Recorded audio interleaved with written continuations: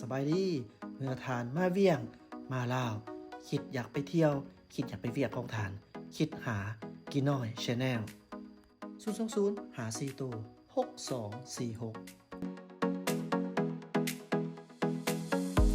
คือเก่าจากท่านผู้ชมคือเก่าอัดคลิปวิดีโอให้เบิ่งอยู่ที่เส้นทางมาสนามบินสากลมัดไตฝนตกแห้งๆจากท่านผู้ชมคึ้มเนาะจะกินหอดท่านผู้ชมคือเก่าเธอเป็นว่าเฮ็ดไปบริเงินจาก YouTube กะยาแต่กสิพาให้ท่านผู้ชมได้เบิ่งได้เห็นเกี่ยวกับทุกสิ่งทุกอย่างเนาะอยู่บ้านเฮาเพื่อท่านผู้ชมผู้ที่เพิ่นติดตามเนาะเจ้าน่าเสียใจอยู่เจ้าเขาปิดสร้างได้ให้แอดมินเนาะบ่เป็นหยังตอนนี้เฮามีจุดประสงค์เพื่อมาหับเนาะเพื่อมาหับครอบครัวมาจากต่างประเทศแล้วรู้สึกว่าก่อนสิมาฮอดนี่ใช้เวลาหาดนหน้านี่สมควรเจ้าบอกเลยว่ายอดย่านพาหนะหลายอยู่บ้านเฮาหลายซ้ำบ้านเฮานี่แหละเจ้าได้ก็ดีบ้านเฮานี่ตะกี้มันก็บ่ถึงขนาดนี้เนาะแต่ตรงนี้นี่ป้าถูกบอกเลยว่าบอกเลยว่าแบบว่ายอดย่านพาหนะเพิ่มขึ้นทุกมื้อเลยก็ว่าได้เจ้ารถไฟฟ้า EV นี่ก็เริ่มหลายแต่เจ้าเขาเอามาแลนแท็กซี่เขาเอามาแลน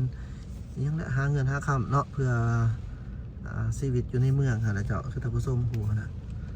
สังเกตตรงนี้นี่ตอนนี้ใกล้สิฮอดเลยนี่ไอตัวเล็กน้อยนี่เลยเนาะระวังมืนเด้อเบียดเข้ามาทางคู่บางคนก็ขึ้นถึงฟุตบาทนี่นะมันมืนได้ฟุตบาทบางเทื่อนี่นะรถโปรสูแลนยังเป็นขี้ไข่ขี้ตุ่มอันตรายเลยเจ้าเนาะขึ้นฟุตบาทก็เห็นใจอยู่มันไปยากเนาะมันบ่ได้ใกล้เลยเนี่ยเจ้ามันฮอดเลยนะสำหรับนี่นะแต่ว่ายังบ่ทันเข้าในสนามบินเนื่องจากมีไฟแดงแน่ยนต์ยานพาหนะหลายคือเราเห็นน้ำกันเห็นนะเจ้าเนาะฉะนั้นก็ได้แบบว่านานฮอดรถหลายนี่มันก็บ่งบอกหลายๆถึงหลายสาเหตุเจ้าท่านผู้ชมคือท่านผู้ชมฮู้แหละว่ามันสาเหตุจังแน่เนาะเนื่องนี่ห่วยคันเศรษฐกิจบ่ดีก็ซื้อรถบ่ได้เนาะเอาสิซะ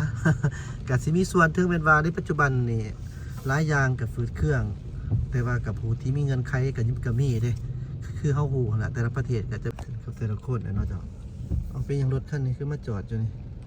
มาขอทางแบบอยู่นี่เพิ่นมีเหตุผลของเพิ่นนะนี่นะเนาะว่าซั่นก็คือสิบ่จอดปานนี้ตินี่เนาะเป็นหยังจักอย่างแล้นี่นะเอาก่อนสิฮอดสนามบินสกลวัดไตบ่แม่นง่ายเนาะเจ้ามีหลายอย่างบ่ฮู้ว่าเป็นหยังเนาะตกคลองบอกเลยว่าได้อะไรดีจังได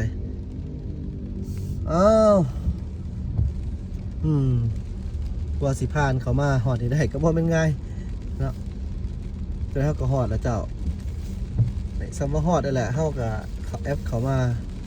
เขาไปในสนามบินสกลวัดไตครับเบิ่งภาพบรรยากาศน้ำกันเลยเจ้าท่านผู้ชมว่าเป็นอะไรเนาะภาพบรรยากาศน้ำกันเอ็มมิดก็จะไปฝากรถมาเลยนะจะฝากรถเพราะว่าเพิ่นให้จอดสัวข้าวเท่านั้นได้เพิ่นบ่ได้จอดดนนะตอนนี้ยนต์ยังบ่ทันลงผู้คนก็ยังบ่ทันหลายโอ้แต่ละเทื่อนี่มานี่ก็หลายเด้อเลย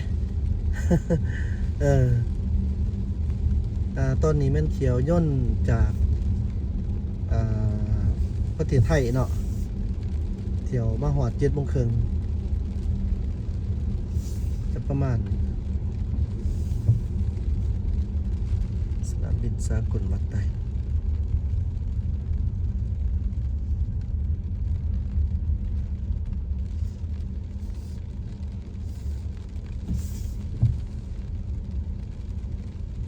อย่าลืมเจ้าท่านผู้ชมเป็นกำลังใจให้แอดมินในด้านเจ้าสำหรับท่านใดอยากซัพพอร์ตเนาะอยากโฆษณานำก็ได้เนาะพอได้มีเผื่อมีแห้งสู่ต่อหานะเจ้ากับติดต่อหาได้เจ้า020 54 6246เจ้าอาคารผู้โดยสารไฟดับว่ะ โอ้ไฟ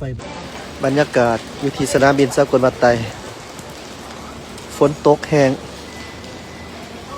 จะน้อยก็เที่ยวย่นมาหอด7:30คนหลายอยู่ในเพิ่นเต็มเลยทั้งในโอ้ตกแห้งแต่แห้งว่าฝนตกเปียกเบิดเดี๋ยวสิเข้าไปเบิ่งทางด้านในคนหลายแท้หลายว่าขนาดยนต์ยังบ่ทันมาหอดได้นี่